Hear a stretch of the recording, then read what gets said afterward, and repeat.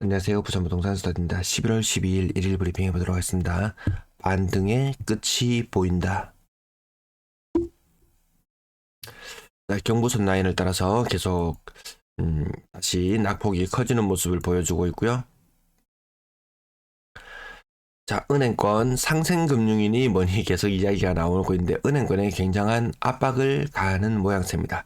상생금융은 지난번에 한번 써먹었어요. 시중 대출 금리를 억누른 적이 있었어요. 그걸 다시금 하고 있는 모양새를 취하는데 사실 요거 내용을 뜯어보면은 미 국채 금리가 5%까지 갔던 것이 4.5%로 하락하는 모습을 보였어요. 그때 타이밍에 맞춰서 상생금융 이걸 2탄으로 다시 들고 나온 모양새입니다. 아마 다시 금리가 오르면 또 가만히 있다가 금리가 떨어질 시기쯤에 또 상생금융 이야기 나오고 그럴지도 모르겠어요.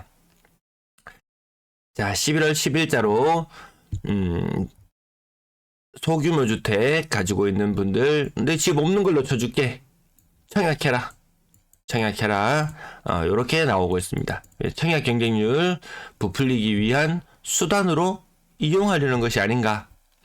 부풀려진 청약 경쟁률에 시장이 대단하구나 이렇게 착각할 필요는 없어지는 시점인 것 같습니다. 그럼 요 정도 규모에 살고 있다가 신축으로 가는 것이 가능한가 라고 생각해 봤을 때 빚을 얼마나 내야 가능할지 가늠하기가 쉽지 않습니다. 님이 돈이 없다고 남이 돈이 없는 것이 아니다. 이런 조롱 섞인 말 들어보셨나요? 그러니까 집 사라. 이런 이야기 들어보셨을 거예요. 이런 이야기를 한다면 저는 반대로 이런 이야기를 해주고 싶어요. 내 몸에 썩은 고름이 들어앉아 있는 것을 묵혀둔다고 해서 새살이 되지 않는다. 썩은 고름이 있다면 짜내고 다시 새살이 돋아나야 되겠죠. 지금 고름이 너무 많이 차 있는 것 같습니다. 신협도 돈이 없어서 배째라 하고 있는 모습 깜짝 놀라실 거예요. 신협 1년 전에 고금리 예적금을 팔았어요. 근데 그 돈 찾으러 가니까 뭐라 그러던가요? 인출 안 돼요 라는 이 뉴스가 터져나왔습니다. 전국 신협들 곳곳에서 만기된 적금을 곧바로 찾을 수 없다는 소비자의 불만이 확산되고 있다. 왜 그런 일이 생겼냐? 돈 빠져나가면 안 된다는 거죠. 예대율이 왜 있나요? 대출금액의 10% 정도를 보유하고 있다가 돈 찾으러 오면 내주려고 있는 거잖아요. 근데 그것을 제한해버렸습니다. 자금이 한꺼번에 빠져나가지 못하게 자체적으로 이체 한도를 정해놨다. 예대율이고 나발이고 필요 없는 것 같습니다. EBS 자본주의 다큐멘터리를 보면 금세공업자가 이야기가 나옵니다. 이 보관증을 써주고 필요한 경우에 돈을 찾으러 갈 수 있어야 되는데 돈을 못 찾아가죠. 보관증을 너무 남발해버린 결과 그 결과가 나타났어요. 이건 이상합니다. 고객들이 맡겨놓은 돈을 찾아간다고 하는데 못 준다고 합니다. 이 비슷해요. 비슷합니다. 제가 요거 나오면 부동산 시장 끝난다고 이야기를 제목 한 달 전쯤에 영상을 만들었어요. 지금 슬슬 썰을 풀고 있습니다. 전세대출 이자에 DSR을 적용한다. 전세대출 전체에 DSR을 적용하면은 부담이 상당히 커질 수 있어요. 제가 대충만 계산해봐도 한 3억 정도 전세자금 대출을 땡겼다. 좀 과하게 잡아봤습니다. 금리 4% 정도로만 잡더라도 집을 한 채 딴 데 사고 내가 전세로 살고 있고 이런 경우들이 생각보다 제법 되거든요. 그 경우에 DSR 40% 한도에 맞춰놨어요. 전세자금 대출은 제외하고. 근데 그것이 DSR에 포함이 되는 순간 DSR 비율은 60%로 치솟습니다. 거기에다가 전세자금 원금까지 포함한다면 70%까지 치솟을 수도 있어요. 이런 경우가 제법 됩니다. 금융권에서는 금융위는 급하게 불을 껐습니다. 전세대출 DSR 적용 확정된 바 없다. 이야기가 나오고 있다는 말이죠. 논의 중이라는 말입니다. 스트레스 DSR 도입하고 나면 곧이어서 도입할 것 같습니다. 대출 조익이 본격적으로 시작되었죠. 2달 전부터 이제 3달 전부터 시작되었네요. 50년 주담대 중단되고 있죠. 50대 접어든 사람들은 30년 초과하는 주담대가 불가해요. 변동금리 스트레스 DSR 적용한다고 해요. 여러 가지 나오고 있었어요. 그리고 DSR 우회하는 것 중에서 우회로 중에서 가장 끝판왕은 전세자금 대출이죠. 물론 재건축 재개발을 위한 이주비 대출이라든지 이런 것들도 있긴 해요. 근데 끝판왕은 DSR 우회로 중에서 전세자금 대출이 가장 큽니다. 네, 예전 영상 가지고 왔어요. 한 달 전 영상이에요. 언론을 통해서 슬슬 이야기를 피웁니다. 그것이 눈치를 보다가 정책으로 나오곤 하죠. 그런 자잘한 이야기가 아니고 전세대출 DSR 규제해야 한다는 요 뉴스가 한 달 전쯤에 나왔습니다. 그것이 지금 현실로 나타나려고 논의 중에 있습니다. 치명적이지 않나요? 좋아요 누르셨나요? 좋아요 누르셨나요? 구독 누르셨나요? 저 로이저 아니에요. 저 로이저 아니에요. 강호발 아니에요. 네, 강호발도 아니에요. 네. 자, 매도 물량 11월 11일 차 52,500개, 서울은 8만 개. 인구 대비를 해보면 부산 한정없이 많구나. 전세 물량 13,000개 늘어나는 추세. 요 부분에 대해서도 많은 설명을 드렸습니다. 매물이 지금처럼 늘어난다면 전세 매물도 요런 수순으로 늘어날 것이다. 월세 물량도 뒤이어서 늘어날 것이다. 전체 임대 물량 확연히 증가세로 돌아선 모습을 확인할 수 있습니다. 이 방향을 다시 돌려 세우려면 수많은 정책들이 나와줘야 됩니다. 규제 해제를 위한. 부산의 규제 뭐 있어요? 부산의 규제 뭐가 남아있나요? 조정대상 지역 해제됐죠? 뭐 없어요. 사실상 혜택을 주는 부분이 일부 남아있겠죠. 그냥 분당권 매도 물량 지난주와 같은 1474개를 보여주고 있습니다. 부산의 매수 심리, 이 폭등을 바라는 시기 이 구경도 못 해보고 끝났습니다. 네, 폭등을 하려면 매수 심리가 확 살아나줘야 된다. 그 말인즉슨 매도 물량이 확 줄어줘야 된다. 근데 매도 물량은 나날이 증가하고 있습니다. 매수 심리는 좋아질 턱이 없습니다. 좋은 시절은 다시 찾아오지 않았다. 이 차트를 좋아하시는 분들 차트를 보고 이 정도 조정받았으면 올라가야지 라고 생각할지도 모르겠지만 고름이 가득 차 있는 시장입니다. 네, 미분양 물량 2200개 2000개를 조금 넘는 물량. 부동산 시장은 일부 반등하는 분위기를 보였지만 이마저도 해소되지가 않더라. 2000개의 물량도 해결 못하는 부산 부동산이 무슨 폭등을 바라고 있겠습니까? 거래량 73건. 오늘은 다소 적은 거래량을 보여줬네요. 하지만 주간 기준으로 500건을 넘어가는 상당히 양호한 모습을 보여주고 있다. 거래량 충격 한 번은 찾아오지 않을까 싶습니다. 다른 지역들은 거의 다 찾아왔거든요. 부산이 제일 양호한 상황. 인구 대비로 보면 또 그렇게 양호하지도 않아요. 단순 수치로 보면 양호해 보이지만 인구 대비로 보면 양호하지 않은 부산의 모습입니다. 6억 이상 거래량 70여 건 거래 중에서 오늘 5건입니다. 5건. 10%가 채 안 됩니다. 그마저도 그 비중은 차츰 줄어들 거예요. 국평 기준으로 6억 이상 아파트는 3건이 거래되었네요. 고점 대비 20% 이상의 모습들. 다음 5억대 아파트. 대구 기준으로는 4억대 아파트, 부산으로는 5억 후반대 아파트. 요것이 비슷한 모습을 보여주고 있습니다.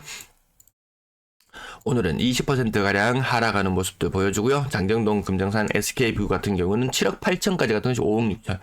말이 2억 2천이지. 말이 2억 2천이지. 이런 것들이 여러 건 나타나고 있습니다. 요거는 1층이었습니다. 20%, 네, 35%, 네, 한양아파트. 이렇게 오래된 곳들, 층수는 높고 오래된 것들, 분담금 때문에 앞으로 큰 몸살을 치를 것이고, 그래서 일본에서 나타나는 모습들도 재건축이 쉽지 않고요. 오르는 데는 오른다라고 이야기하지만 그런 것은 신축이나 이런 것들이나 오르지 구축들은 감가가 적용되어서 점점 더 떨어집니다. 이것이 가격이 점점 더 많이 떨어져 줘야지 작은 비용으로 구입을 하고 많은 분담금을 내고 재건축이 가능할 거예요. 근데 이건 누가 가격을 다 내려놓을 수 있습니까? 못 내려놓고 가격은 끝까지 버팁니다. 그러면 재건축이나 재개발이나 이런 것들은 힘들어지겠죠. 그래서 오래된 아파트들 투자 용도로 산다. 제가 요즘 사람들이 2억의 돈이 있으면 4억을 대출해서 신축을 산다 이런 말씀을 드리면 아니다. 4억이 있을 때 2억을 대출해서 신축을 산다. 이 정도면 상당히 양호한 모습이죠. 근데 어떤 분이 댓글을 남겨주셨어요. 2억짜리 두 채 사가지고 하나는 재테크 용도로 해가지고 월세라도 받을란다. 이것이 큰 오산이 될 수 있습니다. 이것도 바람직한 선택은 아닙니다. 2억짜리 아파트의 운명은 눈앞에 보이는 것 같습니다. 점점 감가가 적용되는 그런 모습으로 나타나지 않을까 싶습니다. 그렇게 된다면 말이 투자지 뭐 수리하니 뭐하니 내도록 돈 먹는 하마가 되지 않을까 그렇게 싶습니다. 네, 그런 것도 투자 용도로 굳이 안 해도 괜찮겠더라. 지금 시장에서는 4% 이상의 수익을 보장해주는 뭐 예금도 있고 채권도 있고 이 아파트 어설픈 아파트에 투자하는 것보다 그동안의 관성에 갇혀서 꼭 아파트여야만 한다는 관성을 버릴 때도 되지 않았나 싶습니다. 쓸 돈이 없으면 바짝바짝 피가 마르는 그런 상황. 네, 오래된 아파트들 점점 힘을 잃어갈 수밖에 없다라는 부분들 항상 상기하고 무조건 부동산이어야만 한다 이런 생각도 이제 좀 접어둘 필요도 있지 않나 싶습니다.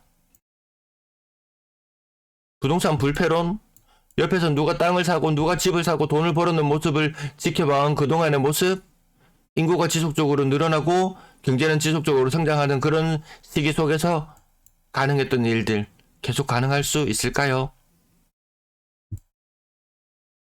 네, 요 평당 3억대 평당 요 9평이나 아니면 좀 연식이 된 것들 대형 평수들 요렇게 평당 1,000만원 조금 되는 요런 모습들도 흔히 볼 수 있습니다. 세월이 지나가면은 다 요런 식으로 다 되는 것 같습니다.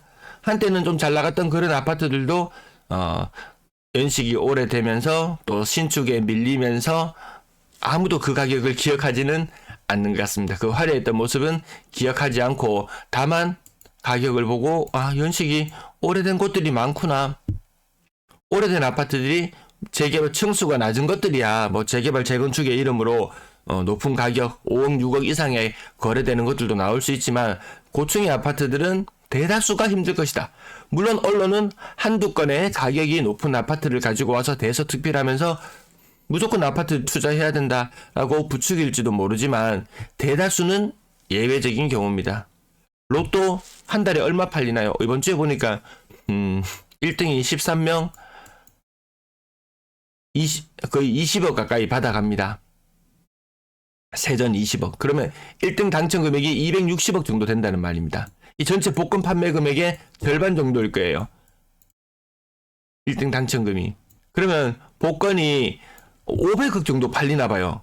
일주일에. 겁나게 많이 팔려요. 요게 제가 한 7, 8년 전에 그때 한 100억 정도, 1등 당첨금 총액이 100억 정도였던 것 같은데요. 지금 이만큼 불어났습니다. 260억 수준으로 불어난 것 같습니다. 사람들이 여기에 희망을 걸고 있는 것 같습니다. 로또 1등 당첨자 13명에 여러분은 주목하시죠. 나머지 대다수 꽝이에요. 500억치 빨린 것 중에서 한 장에 5천원치 산다고 해도 500억이면 도대체 몇 장입니까 그게. 대다수 그런 것들은 관심조차 받지 못하고 요거 1등 13명에 화려한 재건축의 가격 상승 요 13명에 포함되는 그 정도 수준인 거예요. 모두 다 같이 상승하기는 힘들지 않을까 싶습니다. 네, 요 정도까지만 살펴보고요.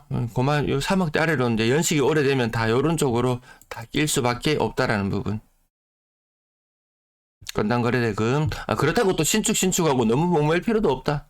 세월 한 30년 지나고 나면요. 지금 2023년.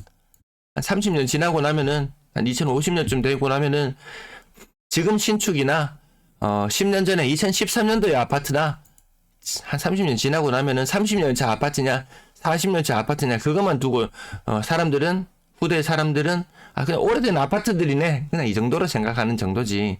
요거 가격 무리하게 뭐 사거리에 도로 하나 건너서 어떤 거는 8억 하고 어떤 거는 4억 하고 지금 이런 실정이잖아요. 신축이 그만이 대단하지는 않습니다. 물론 새 것이 좋긴 하지만 그만이 대단할 것까지도 없어요. 1일 거래량, 주별 거래량은 양호해 보이지만 월별 거래량 기준으로는 한 번도 화려해 보지 못했던 부산. 주간 실거래 지수 플러스를 구경해 보지 못한 부산. 6억 이상 거래량이 급감하고 있는 부산. 지금 88% 정도, 86% 정도 거래가 되었거든요. 지난 2월 달보다 1월 달, 2월 달, 2월 달보다는 거래량이 조금 낮긴 하지만 그 이후로는 가장 낮은 거래량을 보여주는 고가의 아파트들의 모습. 거래 비중조차 다시 13%대로 떨어졌습니다. 1월달, 2월달 그맘때가 13%대였거든요. 비중이 거의 20%까지 치솟았던 것이 다시금 주저앉은 모습. 분양권의 직거래 비율은 높아져 있죠. 분양권 직거래 비중, 잘 안 팔리면 직거래 비중 좀 높아지거든요. 자, 나머지 앞부분 설명이 길어서 뒷부분 여기까지 마치도록 할게요. 네, 오늘도 조금 제가 방송을 어제 목이 좀 안 좋아서 뒤늦게 찍었는데요. 네, 참고해서 봐주시면 감사하겠습니다. 시청 감사합니다.